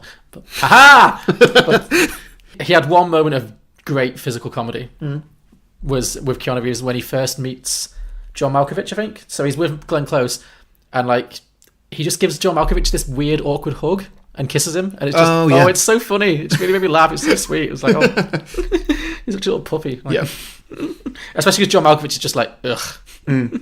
Yeah, that was sweet. Yeah. Okay, my next one is drink for any time anybody says beyond my control. Well, it's only in that one scene, but he says it like 8 times. That's a lot more than 8. Yeah. Oh, also, just on a similar note, I love a film that manages to work the title of the film into a line of dialogue. Yes. I was so happy when Glenn Close sits down with Swoosie Kurtz and is like, I'm afraid that, how can I put this? There may have been a dangerous liaison between your daughter and Keanu Reeves. It's like, oh my god, yes. It'd be like a Fatal Attraction if, like, at some point Michael Douglas was sitting down with his wife and he's like, I had a fatal attraction to this woman. Like, so good. I mean, it's always fun, but it's never the mark of a good film. No, well, it's very cheesy, but it's largely the mark of a bad film. This is not a bad film. I can understand you might say it's a boring film, but it's not like a bad film. There's a lot of bad things, bad elements to it. Well, fair enough. Okay. There just are. We've mentioned loads of them. Sure. No, that's fair. It's a flawed film. Sure. Was that yours or mine? Sorry. Beyond my control. Oh, yeah, it was yours. Okay. Drink for fans. Fans, yes. Love a good fan. Yeah. Love a good dramatic fan. Reveal, yeah. That's great. Was it just really hot all the time? I guess so. I guess they were always wearing those tight corsets, which would be very uncomfortable. Yeah. So. Drink whenever John Malkovich does anything a woman doesn't want him to. Yeah, I had drink whenever John Malkovich is a big perv. So same. And then following on from that, drink whenever lusts after John Malkovich. When another character lusts after John Malkovich. So it's kind of both, really. Oh, it is. Yeah, he's definitely obviously got some kind of sexual magnetism to him. I found the scene really odd when he's sleeping with Uma Thurman after she's more into it, when they're like just having, fun sex. So they're having sex and he starts talking about how that's this time in the past when he fucked her mum. And she's just like, oh, cool. Yeah. I was like, is this what you want to hear right now? No, awful. He also has his prostitute friend, the courtesan, when he's writing the letters to Michelle Pfeiffer. He's writing it on a quill pen. On her back, and then it cuts to Michelle Pfeiffer reading this beautifully calligraphied, like, written out letter. And it's like, that would be like child scrawl. That is so neat for being written in quill on a naked woman's back on a bed. Like, Yep. It's made me laugh. I enjoyed it. Are you done for drinking games? Yes. I've got 2 more. Drink for devious smiles. Okay. Just every time Glenn Close or John Malkovich just like turns a corner when they're talking to someone, just kind of does that smile that says, I'm scheming and it's working. And finally, drink for dramatic piano flourishes. I did find the score to be good, but very intrusive. It's very intrusive. Yeah. For that reason, not good. Well, it was like its own character. It felt very... Not a good character. Not a good character, no, but anyway. But yeah. Your note said it was urgent. It's days now. I haven't been able to think of anything else. Please sit down. I have reason to believe that how shall I describe it? That a dangerous liaison has sprung up between your daughter and the Chevalier d'Anceny. So, listeners, if you've enjoyed this episode, I mean, I don't know why you have, because I'd not. But on the occasion that you have enjoyed it, please help us out by donating a little bit of money to us by going to patreon.com/beyondtheboxset. And if you do so, and no matter how much you donate, could be $2, could be $15,000. We'd like to make it more, but sorry, I mean, I know you want to give us more, but yeah. Hence all the people who are currently giving us $15,000 because it's just see, if we can make it more, we've made lots of money, lots more money off them. So we're trying. We're getting in touch with Patreon to try and see if they can up their maximum. We're gonna, the petition is being circulated. We're really fighting for the people in this one. Yeah. But if you do donate any money to us, even if it is just $2 a month, then you get a bonus show from us called Beyond the Box Set. That's a show where we just review films in cinema right now, which is good fun for us. We're going to do a Dumbo one after this. Yeah. Maybe, depending on times. We've got to go to the cinema and also tonight, so... Yeah. What else? I've lost the will to live, John. Oh my god. Go on, amp it up. Advertising slots and, okay, yeah, once a month. Picking a film. Once a month, every Patreon gets a 30-second advert slot on the main show where they can advertise anything they want to. It can be your own podcast, your own business, somebody else's business, somebody else's podcast, whatever you feel like talking about for 30 seconds. And also, once a month, we pick a Patreon episode. We pick a Patreon to choose an episode for us, which goes on the main show. Unless it's a film with sequels, in which case we'll do it on a bonus show. We'll just talk about it, have some fun. If it is a main show episode, though, you're very welcome to guest. If you're local or international, doesn't really matter. Yeah. So all that is available at patreon.com/beyondtheboxset. Indeed. Hi, I'm Mike from the Genuine Chit Chat podcast, where we have honest conversations with interesting people. I speak to a wide variety of guests, from travellers to musicians to those afflicted with mental or physical illnesses. There's really no subject that's off limits, from movies to politics and even controversial topics ranging from sex to drug reform and political correctness. So if you still believe in the art of conversation, are intrigued by healthy debates with different ideas and perspectives you may not have thought of, and want a podcast where every episode is about something different with a variety of guests, then this may be the podcast for you. You can hear us on YouTube and all your favourite podcast apps, and follow us on Twitter, Instagram and Facebook.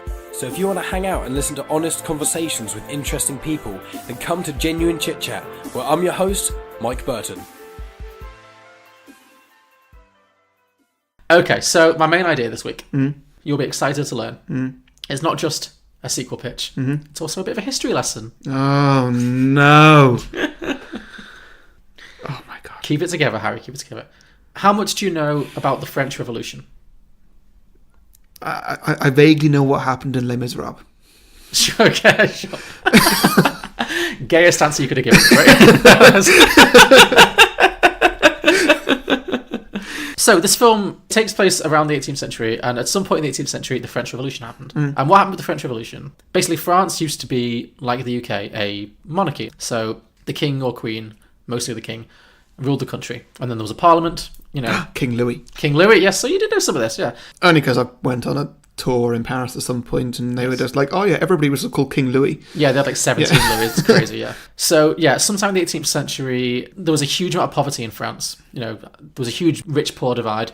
All the aristocrats were just living in this incredible luxury, like we see in this film. They're doing nothing all day, just having feasts and having sex and just, flaunting their wealth. All the while, all the poor people were literally starving to death. There was massive famines and illness and, horrible standard of living. And so ultimately there was a huge uprising, and the French common folk rose up and basically killed all the aristocrats.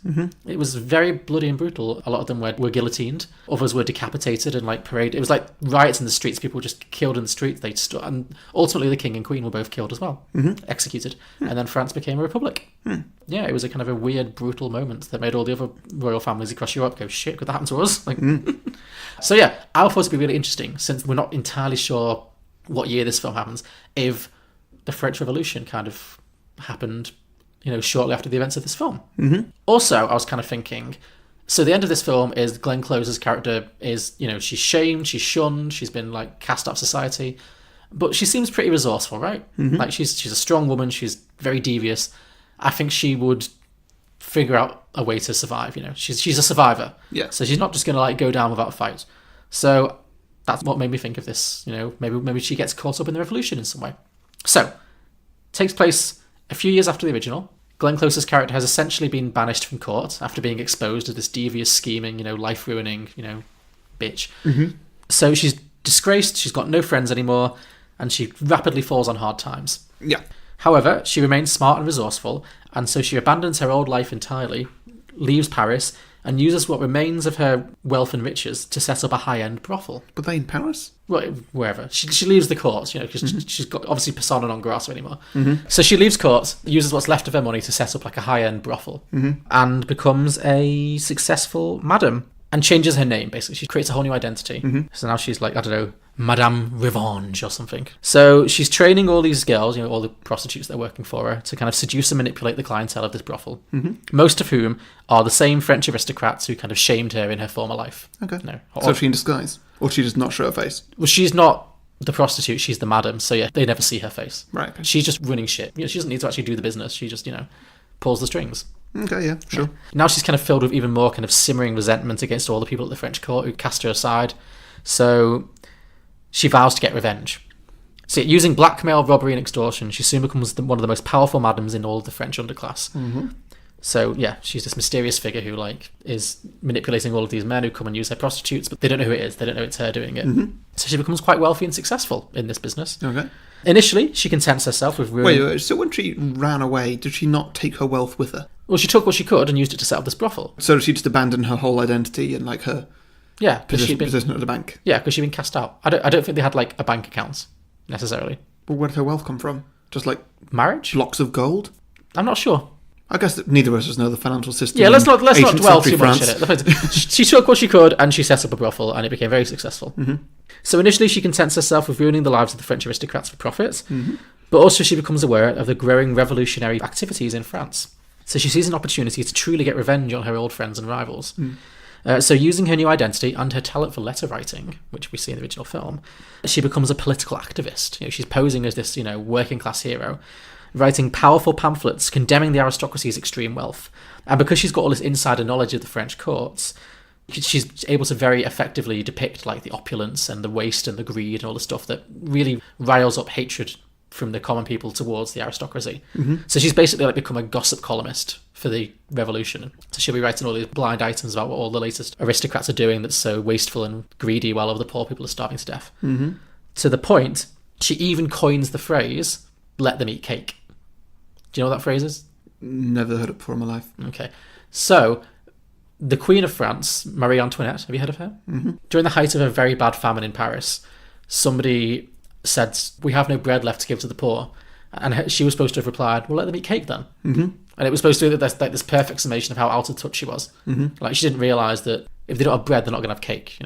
Most historians think she never said it. It was attributed to her by a false source to kind of make people hate her even more. So in this sequel, I'm saying that Glenn Close came up with that as part of her scheming and kind of said, wrote a gossip column saying the Queen says let them eat cake, and then just turns people against her even more. So yeah, since now there are newspapers.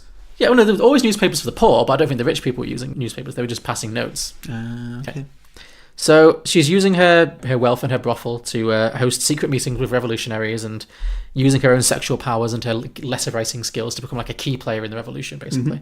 All the while remaining safe and anonymous because she's a woman, so she doesn't need to be on the front lines, And soon the revolution kicks off and it turns into open war against the aristocracy. And because she knows so much and she has all this power and from the knowledge of her former life, she's able to kind of target people for assassination. So she gets to have all of her ex-lovers and all of her ex-enemies from the courts assassinated by the revolutionaries. Okay. So she's basically running the revolution from behind the scenes. Is what I'm getting at here. Yeah. Ultimately, it leads to the royal family being arrested, as actually did happen. I think we'll see some of the scenes of all the brutality. So there'll be a scene where Glenn Close will see the Swoosie Kurtz character. They'll see her head being carried through the crowd on a pike, which was something that happened with some of the rich people. And she'll look and she'll be shocked for a moment, but then she'll smile. She'll be like, "Yes, I win." The royal family are ultimately executed. The revolutionaries take charge of government. So, and as now she's one of the most powerful people in this revolution, she's able to orchestrate even more trials and executions. So all the aristocrats who've been like arrested and deposed now are all being put to trial, and most of them got the guillotine, which is what happened. So a lot of them are getting killed. So she's basically getting this bloody revenge against all the people who ever did her wrong, you know. So she's really back in power full time. It seems like she's achieved her ultimate triumph. So at the end of the film, or near the end of the film, she holds a rally in front of all the revolutionaries. She gives a big speech.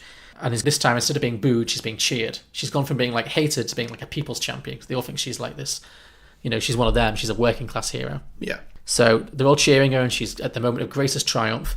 But then a mysterious figure cries out and emerges from the crowd and points an accusing finger at her. And it is Uma Thurman, who survived the revolution. One of the few characters who survives the original film. I think in the original film she gets sent to a nunnery because she lost the baby, and you know she's ruined, and you know. Sure. Yeah, I'm pretty sure we're supposed to believe that she's gone to a nunnery. Anyway, in my version, that's what happened. And that's why she survived, because she isn't an aristocrat anymore. She got sent to a nunnery, gave up all of her wealth. And because of all the shit that happened to her in the original film, she became very disillusioned with, like, French court life. And she actually also joined the revolution and kind of renounced her former life and all her greed and wealth and stuff and became a revolutionary. She wasn't thrilled about her mum getting beheaded, but she moved past it. It's fine. Sure, okay. Yeah. Anyway, she recognises Glenn Close instantly, obviously, you know. And she denounces her as a fraud. She's like, this woman's no working class hero. She's the worst of the lot. She reveals all of her schemes. Maybe she's got some letters or something that she kept from her old life. So the film ends with Glenn Close being put on trial and ultimately going to the guillotine, but looking fabulous while doing it. So if at the end of it's just gonna be like Glenn Close in her full regalia, just like walking to the guillotine and then head on the block, and it'll end with like the blade going like, and then cut to black. And then I guess Uma Thurman lives happily ever after for about 5 more years, and then she dies of the plague or something. In France. Sounds good to me. Yeah. That can be the sequel to this. No, I think I don't think there's a film in that. I think I was just saying that like people didn't have very long life expectancies at the time, so fair. Happily ever after wasn't exactly happily ever after. So, Cool. Oh, great. Okay. So that was Dangerous Liaisons, Children of the Revolution. Oh, sure. Yeah. Yes. All right. Any questions? No, not really. Oh, I made it all the way through. You know, without just dropping dead of boredom. Okay. Well, let's see how you did then. Okay. I'm guessing this is going to have some kind of Marvel or Stranger Things tie-in, or... Well, I have done 10 ideas. 10? 10? For a film that you hated, that's quite inspirational, surely. Yeah. Okay. Well, you'll very quickly see what I've done. I've essentially just recast it with different franchises. Oh, okay, sure. Fair enough. Some I think are really good. Some I think are really predictable. Okay. Didn't do Stranger Things, actually. Forgot that one. Did Marvel, though. Of course you did. Okay, well, I'll start with potentially my favourite. Okay. If you want, we can try and come up with some actual plots to these, or just vague what's going on. But if not, then I've got cast lists here. Sure, okay. So I've recast just 6 characters from the film, the main 6, which are obviously Glenn Close, John Malkovich, Uma Thurman, Michelle Pfeiffer, Keanu Reeves, and Peter Capaldi. Okay, sure. I'm not really sure if he was like one of the main characters, but I had no idea who Swoosie Kurtz was, so I just bleh. He has some stuff to do, that's sure, yeah. Yeah. So the first one, they've all got titles, by the way. Okay. The first one is called Dangerous Liaisons. Here we go again. Is it Mamma Mia? Yeah. Is it musical? Yeah. I like it. Yeah. I already like it. Okay. Yeah. So obviously Glenn Close and Meryl Streep. Yeah. John Malkovich, Pierce Brosnan. Okay, sure. Uma Thurman's character, Amanda Seyfried. Okay. I was getting that vibe through this film. So is this film being remade... It's Dangerous Liaisons remade as a musical with the cast of Mamma Mia? Yeah. Okay, I like that. Yeah. Michelle Pfeiffer, Cher. Oh, yeah. Keanu Reeves, Dominic Cooper. Yeah. Obviously. Yeah. It lines up nicely. It lines up, yeah. And then Peter Capaldi. I was struggling with this one. I kind of went with Colin Firth, but have you got a better idea? No, I think that's right. He's not really a... What's the Swedish guy from Mamma Mia called? Stellan Skarsgård. Yeah, I think he's more of a Colin Firth than a Stellan Skarsgård. Yeah. Yeah, that works. Are we doing Colin Firth as like Scottish? Maybe. But yeah, so Dangerous Liaisons, here we go again as an ABBA musical. I like that, yeah. Yeah. Maybe a like... Oh, wait. What about Cher's music? Would that fit? Could be Cher. Could be Madonna. Yeah. Okay, well... I think Madonna could be a good one. She's got lots of songs about like sex and scandal. Oh, great. Or Lady Gaga, maybe. Lady Gaga's songs are just all about being famous. A little bit, yeah. You're right, yeah. Anyway, the next one, Dangerous Liaisons, An Adventure in Space and Time. Okay. So there's Dangerous Liaisons in space? No, it's Doctor Who tie-in. Oh, God, okay. Yeah. Because Peter Capaldi. Yeah. So is this an idea that Peter Capaldi as Doctor Who has gone back and he's playing the same role, but he's actually Doctor Who? Totally could be. Okay, yeah. However, I've cast everybody as just different actors from Doctor Who. Okay, sure. So, the Glenn Close role, Alex Kingston. Do you know her? Yeah, that would work. She's done like stuff like this before as well. She was in a show called Moll Flanders, which was you would not way before your time, but it was like a TV show about a French prostitute, and she just had lots of like cleavage and scandal. Yeah, okay. John Malkovich, David Tennant. Yeah, good. That works well. That's a very good one. Yeah. David Tennant is just so great. All right. Yeah. He is though. He can do anything. So can John Malkovich, apart from grow hair. I think John Malkovich could play anything. Yeah. I reckon David Tennant's got more range than John Malkovich. Interesting take, sure. Anyway, Uma Thurman, Billie Piper. Sure, yeah. Michelle Pfeiffer, Catherine Tate. Yeah, I can see it. Interesting, yeah. Catherine Tate just getting a bit crazy and emotional and eventually dying of an STD or not, or whatever. Yeah. It was a broken heart, Harry. Sorry. Keanu Reeves, Matt Smith. He's the most boyish. Yeah, that works, yeah. And there's not really been many male companions. No, true, yeah. It's just the way it goes. Peter Capaldi's playing Peter Capaldi. Naturally, yeah. Well, because the thing with Doctor Who is it can be anything. Because the whole thing, there's not really a lot of rules to that show. So you could definitely just have an episode where they land in 18th century France and this is going on and they just need, for some reason, they need to figure it out. Yeah, absolutely. Yeah, that could be quite fun. And it's just like all of time and space is closing in on itself, and it's just characters from the past that are all filling this. Yeah. That one totally work. I could see that, yeah. Cool. Okay, next one I've got Dangerous Liaisons, actually. Oh dear God, no. Richard Curtis directed version? Oh yeah. Oh no. Glenn Close, Emma Thompson. I could see that, yeah. See, that one works, doesn't it? That works very well. I mean, they're similar ages, they've done a lot of similar kind of roles. They're similar ages? I think Emma Thompson's a little younger, but not by loads. Fair bit younger. I don't know. I think she's in her 60s now, and Glenn Close is like 72. Maybe there's like 10 years in it. Last week you told me off for thinking that Robin Wright and Glenn Close were Emma similar Thompson's ages. older than Robin Wright. Is she? Yes. Let me just double check. No, she's close. Go on. Okay, Emma Thompson's 59, Glenn Close is 72, and Robin Wright's like 55, so fine, you're right. Okay, John Malkovich would be the Chris Marshall character. Oh, God. Am I wrong, though? No, I guess that was the whole thing, was he wanted to... Actually, I think it'd be really funny if it was like that character from Love Actually, like, so he wants to be like a big shag fest ferret rat snake, I don't know. Shag fest ferret rat snake. Wow. Where was Put that on a t-shirt. Yeah. But like he was weird, awkward Chris Marshall, and actually nobody was attracted to him in the slightest. That'd be pretty funny, actually. Yeah, okay, that works. Yeah. Uma Thurman, I'm not sure if I got this one right, but Keira Knightley, am I wrong?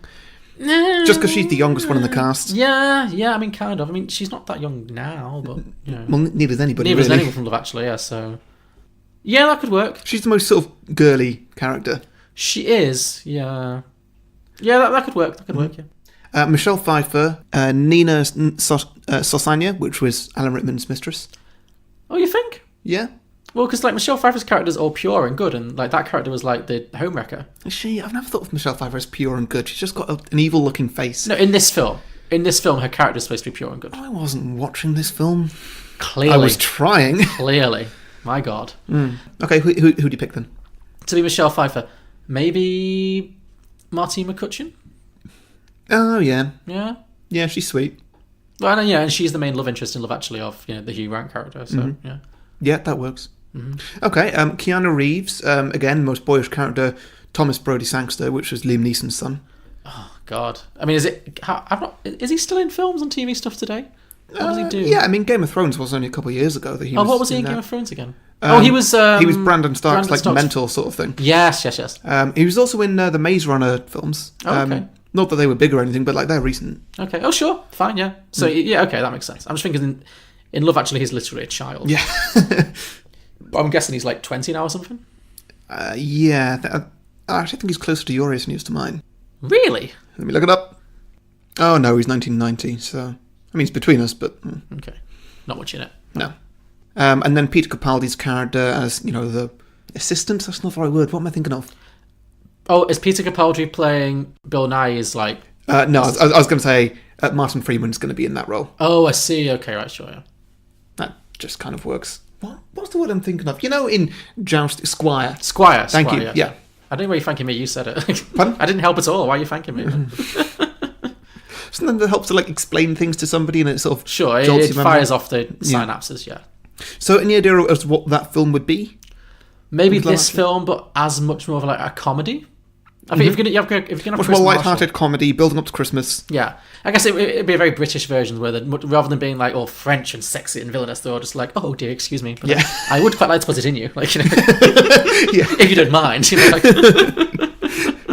International listeners, that is how we flirt. Basically, yeah. As Brits. It's so awkward. Anyway, next one up I've got is Dangerous Liaisons on the Orient Express. Ooh, okay. Yeah, so that's a bit of an ensemble cast that we can throw at this. So Glenn Close, Judi Dench. Sure. So again, is this... They're all on a train. The cast of Dangerous Liaisons are just on a train and somebody gets murdered. So it's kind of the same sort of thing, but just it's all a bit sort of closer and more claustrophobic. Okay, sure, yeah. Yeah, so something like that. No one can really get away from each other, but, you know. Is there a murder? Shit's going down. Could be. Don't know who gets murdered. I don't know, maybe Swoosie Kurtz gets murdered because she's not in this. Okay, sure. Okay, so they're on a train, Swoosie Kurtz gets murdered, and then, Yeah, but it's still like these same characters, I guess. So the John Malkovich character, played by Johnny Depp. Sure, okay, yeah. And that lines up nicely, like he's just a bit sleazy and not very nice and no one likes him. Sure, yeah. But also he's sexy. Yeah. Uma Thurman, Daisy Ridley. Yeah. Michelle Pfeiffer. I mean, yeah, right. Does she have the wig reveal? Yes. Oh, that was the best bit of that film. It really was. And she's wearing a second wig. And also, I didn't understand why she was taking a wig off. And again, bad wig there. I didn't really clock that she was wearing a wig, and she just midway through the film just reveals she's wearing a second wig, and it made no plot difference to me. It really did. It was great. The Keanu Reeves character. I'm not sure really why I've put Penelope Cruz here, but sure. Okay. See, I'm kind of puzzled with this one because you're kind of recasting and putting it into a different... Like, how is this related to Dangerous Liaisons? The plot can be anything, it doesn't matter. Okay. Maybe it's just like the cast of Dangerous Liaisons just on a train. Yeah, I mean, you're the one who suggested the murder on the train. I wasn't really thinking that, but yeah, just the Dangerous Liaisons story is now on a train. Oh, okay. Okay, I see. So yeah, it could all happen on a train. Because it's just a lot of like... It pretty much all happens in one building anyway. It's all about people being in the wrong bedrooms, you know, like... Yeah, someone's in the wrong cabin. Yeah. Okay. Yeah. Cool. You know, Daisy really doesn't have the key to her cabin, but her murdered mother does. Yeah. But now the murderer has the key to her bedroom. Oh no. Okay. What's going to happen? And anyway, Peter Capaldi's character will be played by Josh Gad. He works as that kind of... Oh, sure, yeah. Cool. Okay, next one, predictably, is Avengers, Dangerous Liaisons. Okay. I'm interested to hear how this is going to tie in. Okay, well, this one, I've actually used character names. Glenn Close is going to be played by Hela, which was Kate Blanchett's character from Thor Ragnarok. Yes, she could very much do that. Yeah. I mean, you've not seen that film, but it's a good shout. Yeah, but I've seen clips of Kate Blanchett, and I know what she can do. Yeah. So for this one, is it Dangerous Liaisons, but they're all superheroes? Kinda, I guess. Yeah, pretty much. The John Malkovich character will be played by Thanos. Okay. So it's kind of Thanos is just working his way around, so collecting stones. Collecting women's virtue? I guess, yeah. Collecting virginities. Okay. Wow, that's a very different film. Isn't it? Uma Thurman, Captain Marvel, Brie Larson. Sure. Yeah.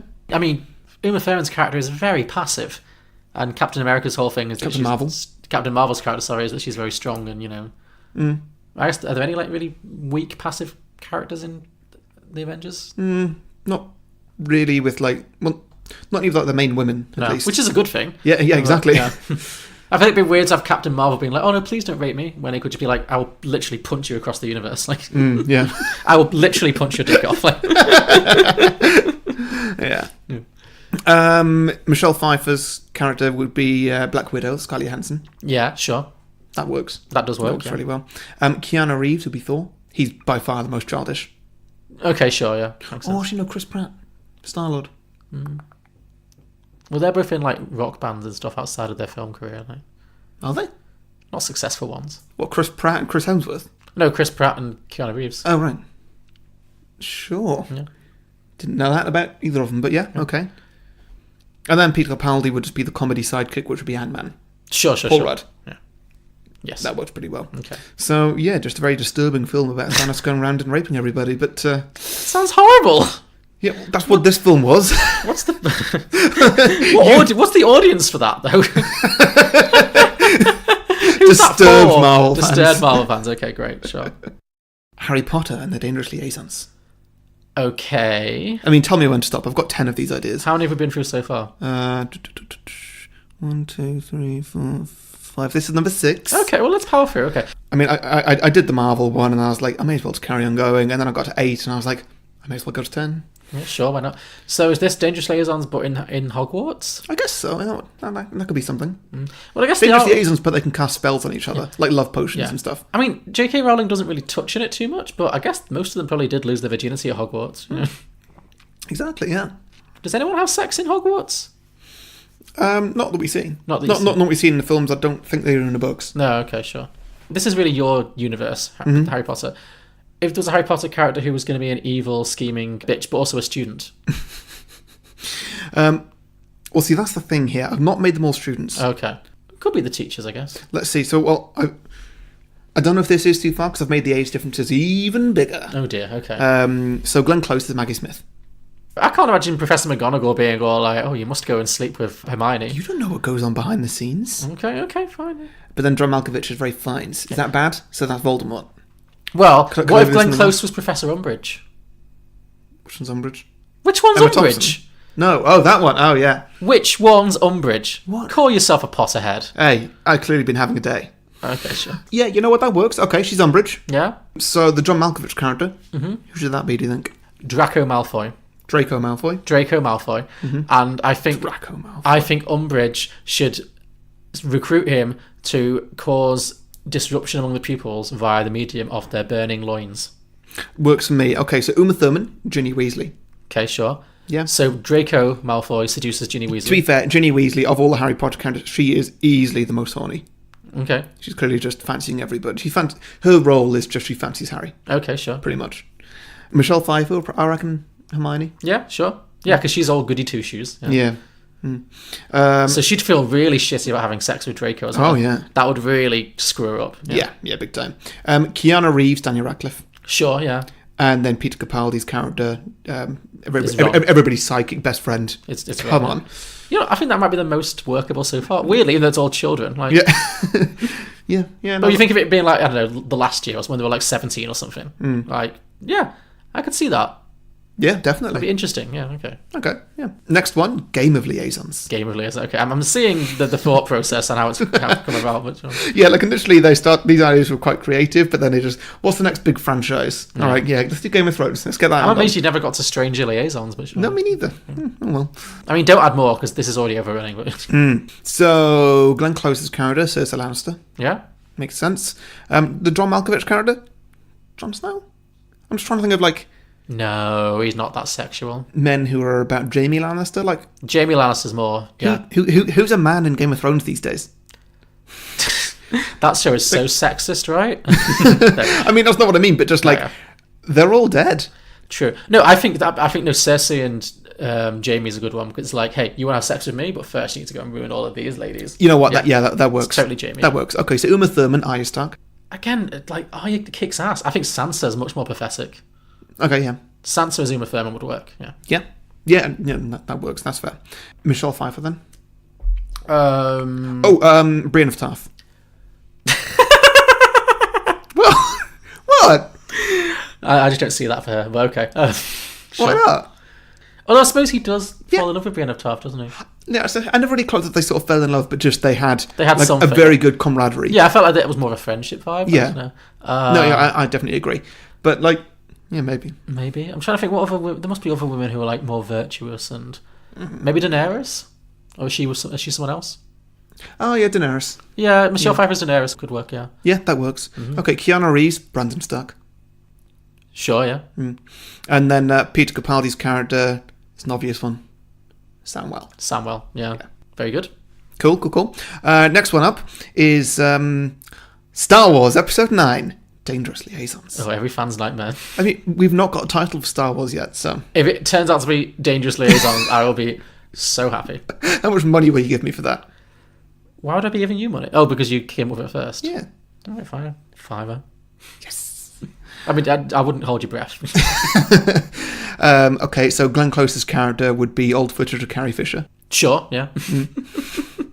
I assume that's why they've been filming. Yeah. Before she died. Yeah. John Malkovich's character, clearly Adam Driver. Yeah, he's weird and sexually creepy. So, yeah, 100%. Does that mean he's like trying to have sex with his mum? No. Yes. Yes, it does. I wouldn't put it past him. Fair. Okay. Uma Thurman, for lack of women that fit that role, BB-8. Oh my god. That is very upsetting to think about. You know what? No. I'm changing all of this. We're pulling it back. We're not besmirching the legacy of Carrie Fisher for this. Glenn Close, C-3PO. Well, I put 3PO as Peter Capaldi's character. Yeah. No. I think this should just be Dangerous Liaisons with sex robots. Okay, sure. I can do this. So, Glenn Close, C-3PO. Yeah. That's fine. We're still keeping Adam Driver, though. Yeah, okay, sure, yeah. So Adam Driver's he's shagging around. Uma Thurman, BB-8. Yeah. Michelle Pfeiffer will be the droid from Solo: A Star Wars Story. I've forgotten the name. Oh, the feminist droid. Mm-hmm. Sure, yeah, that makes a lot of sense, yeah. Mm-hmm. The one who was she not voiced by Brienne of Tarth? Oh, no, it was Phoebe Waller-Bridges, yeah. Yeah, Brienne of Tarth was that silver stormtrooper. That's it, yes. So. Lady Phasma. That's it, yes. Not sure about Lady, but just Phasma. Captain Phasma. I was going to say, yeah, she can't be Lady Phasma. No. Lady Stormtrooper. Well, she's Lady Brienne, isn't she? So yeah, that's what you're thinking. Yeah. The Keanu Reeves character then. So we've still got R2-D2, and we've got, I've forgotten his name, but from Rogue One. R2-D2's Keanu Reeves, because R2-D, he's a little sweet droid. He's a little baby droid. Yeah, and C-3PO enjoys shagging him, so. Yes. Sorry, I was just connecting the plot threads there, which leaves Peter Capaldi to be the, I guess, comedic sidekick of... that's not lining up. Peter Capaldi should be BB-8. Which means that Uma Thurman is that weird droid from Rogue One. Which one from Rogue One? I've forgotten its name. Alan Tudyk's character. Oh, yeah.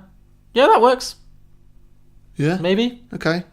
Sure. I mean, we're stretching at this point, but... We are, yes. I mean, there's not that many prominent droids in Star Wars. Yeah. But, Adam Driver, shagging some robots. Sure. I hope he's well lubricated. Well, I mean, apparently, Lando was doing it, so... Were they? I'm not going to get into the discussion right now. Were they having sex? Yeah, they were. Oh, okay, I didn't realise. I thought she just fancied him. No, because what's-her-face, I think it was Emilia Clarke, said, like, well, how does it work? And he's like, it works. Oh, okay. Oh, I don't think I picked up on that. Yeah. I mean, God knows how. Yeah. I'm not sure I want to know, but I kind of do. Well, have you seen that they've done this? This is so off topic now. They've invented these machines for sperm donors in China now for people who don't want to like masturbate in a room. There's like the machines now that you just stick your cock into, and they just like. It looks terrifying. Wow. It looks absolutely terrifying. Is there a website for that? I'll find it. It's so not sexy. I'm joking. Not right now, John. Okay, fine. Let's later. Okay. Yeah. Anyway, so next idea up is the Lord of the Liaison. The Lord of the Liaison. Okay, sure, yeah. So Glenn Close, Gandalf. Of course, yeah. John Malkovich, Arwen, as in Liv Tyler. Yeah. Uma Thurman, Frodo. Yeah, sure. So can you go back and start from the beginning? I think I've lost the thread a bit here. Glenn Close was Gandalf. Okay, yeah. John Malkovich was Arwen, as in Liv Tyler. I don't think she was like sexually aggressive particularly. I feel like she's more Michelle Pfeiffer. She's just always like swooning and feeling sad. Okay, sure. Uma Thurman had as Frodo just because he seems the most impressionable and also young. Sure. So Arwen's going to shag Frodo? Yeah. I don't think either of them are going to enjoy that. No? Okay, sure. Michelle Pfeiffer will be Aragorn. I guess so good-hearted and just... Okay, sure. Oh, by the way, I've gender-switched everything here. No, I haven't. Never mind, carry on. Okay. Keanu Reeves, Sam Gamgee. Clearly the most boyish. Sure. So who's he having sex with? Keanu Reeves, Gandalf. Sam Gamgee and Gandalf. Okay, but Uma Thurman's Frodo. I've not thought... Okay, so that's... Yeah, okay, that works. I've not thought about, like, plot-wise with this, because Bermanda wrote this when I didn't know the plot to the film. Okay, sure. I'm just recasting. And Peter Capaldi's character would be Gimli. Sure, okay, yeah. Okay, last one I got here. This one was a stretch, because, I decided to do 10. Pulp Liaison. Pulp Liaisons, okay, sure. Glenn Close's character, Samuel L. Jackson. He'd have fun with it. He would, yeah. I wish he was just in this, inconceivably. Yeah. Yeah. John Malkovich, John Travolta. Yeah, sure. I think that one works. Uma Thurman. Mm-hmm. Michelle Pfeiffer, Honey Bunny. Yeah. Keanu Reeves. Bruce Willis. I mean, I guess. I ran out of people to cast. Yeah, I can tell. And then Peter Capaldi, Quentin Tarantino. Okay. Yeah. So that was all those. 10 ideas. That's the most I've ever done and the most I ever will do. Sure, okay. Well, not doing that again. Some of them were good. Yeah. Some of them were Next respect. time, please just pick a film that has a plot. Okay. Fair enough. I've learned a valuable lesson this week about films that you don't like. Yeah. Anyway. Okay. Listener submissions. Let's get to some listener subs then. So Phil Better says, I've never seen this movie, but my sequel is, it takes place in modern age. No, wait, it's with vampires. Sparkling vampires. Wait, just make it Twilight. Okay. And then Lee Ang, patron supporter of ours, says, Close Encounters of the Glen kind. That's our season title. Was it? Okay, great. No, it should be. I said a closer look at Glenn Close, but that's much better. Actually, looking at it, that is him suggesting a season title. Okay. Because you put a little asterisk, I just copied and pasted your post. Oh, okay. You just put a little asterisk saying we're still workshopping our title. Yeah. And that's what he did there. So, there it is. Cool. Great. So I guess I only got 2 sequel ideas, one of them for a different movie. Okay, cool. Good stuff. Great choice, John. Right. Good one. Well, I have more, thank you. Yeah. I move in more sophisticated circles than you. Do you mean Beyond the Box Set Twitter? Pretty much, yeah. Great. So, Yevgeny Kotman said, Dangerous Liaisons in space. Oh, yeah, sounds like they've seen the film. Yeah. Duncan Plaster said, 2 liaisons, 2 dangereux. Park Parkinson said, make it about teens again, but this time set it in the 80s and call it Risque Business. It's an 80s film called Risky Business with Tom Cruise, but risque because it's French. Okay, sure. Oh, I didn't mention, this film got remade as Cruel Intentions. Oh, yeah, I did know that. I think I told you that last week, but not on the podcast. So maybe you'd like that more, I don't know. It's the exact same story, but with teenagers in high school. It's got Sarah Michelle Gellar in it, Selma Blair, Ryan Philippe. Nah, that's not what I'm thinking of. No. Daniel Barula. Ryan Philippe. Never heard that person before. You'd know if you saw him. He's been in things. Okay. Daniel Barula said, Dangerous Liaisons, a prequel. Melissa Becker said, I mean, it's just a remake, but the evil couple just hooks up and fucks the whole time while running manipulative scams and being sexy. See, that's the first person I believe has actually seen this movie. Yeah, sure. Yeah. Dennis Fanning, did you bring a condom? What's a condom? Coming this summer. Look who's dangerous now. Okay, sure. Yeah, look who's talking now. Look who's talking. So I'm guessing they have an evil baby is the idea there. Ah, okay. Okay, you're going to like this one. You actually will. Andrew Russo said... I believe you said that last week, but sure. No, you really will. Andrew Russo said, Dangerous Don Faisons. Every character is played by the guy who played Turk in Scrubs. Okay, yes. Dangerous Don Faisons. Yep, that works. Isaiah Hand said, Safe Liaisons. Mick Murphy said, Dangerous Liaisons, The Crimes of Grindelwald. What? Dangerous Liaisons, The Crimes of No, Grindelwald. I heard you. I don't know what it means. So I'm watching this show, just said, one of my favourite movies of all time. Wow, okay. See? At MG Loves Fun, at Martin Gardner, said, it has John Malkovich in it. Sold. And at Gidget Von LaRue said, I adore this movie so much. So there you go, some fans. Okay, so you've got one person who's seen it and pitched the sequel and 2 people who just... Like the film, yeah. Really like the film. And a lot of people who were just spitballing. Yeah, yeah, I'm chalking it up as a win. For what? Tattered. Look, even you normally have a lot more listener submissions than that. Fine, maybe it was an off week. Oh, great. Look, we've seen it now, it's done, it's over with. Next week, we can all enjoy... Just tell me what next week is. We need to do our spiel first. So those were our sequel ideas. So those were our listener submissions for this week. If you have any sequel ideas for Dangerous Liaisons or any films we've done in the past, please let us know. We are Beyond the Box Set. You can find us at beyondtheboxset.com. Our podcast is available on all good podcasting platforms, including iTunes, Stitcher, Spotify, Google Play, Acast, and more. Just search Beyond the Box Set. If we're not on a podcast network that you use, let us know and we will try to get on it. We are also available on Facebook, Twitter, and Instagram. Just search Beyond the Box Set or at Beyond the Box Set on Twitter. Our Patreon is patreon.com/Beyond the Box Set. We have exclusive merchandise at tpublic.com/Beyond the Box Set. And we are a proud member of the Pave Media Podcasting Network, helping you to connect to other podcasters and grow your audience. So go to pavemedia.net or message us to find out more about that.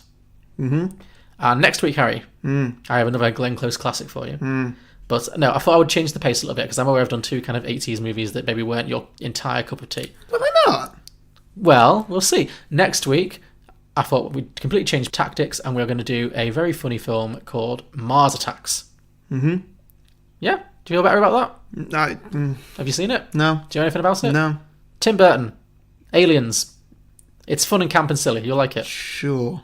I really would be surprised if you don't like this one. Okay. I mean, don't just come and not like it just out of spite now, because I know what you're like. But I mean, I can't be excited for anything after you've picked 2 duds in a row. all right, don't be such a bitch about it. These are both Oscar-winning films. So was Crash. Well, okay. Good burn on Crash. I can't argue with that. Yeah. Have you seen Crash? No. Okay, well, you just know I don't like it. But I can burn on it. Okay, it's fair enough. Cool. Okay, so that was Dangerous Liaisons. I hope some of you enjoyed it. Please come back next week for Mars Attacks, which hopefully we'll be more enthusiastic about. Better be something. Yeah, it is. It's certainly something. Okay. And it's a very different kind of Glenn. Okay. Cool. So, thanks very much. Bye. I don't believe you tried to sell me on Glenn Close with Fatal Attraction and Dangerous Liaisons. Well, they're her biggest, roles. So? Bye.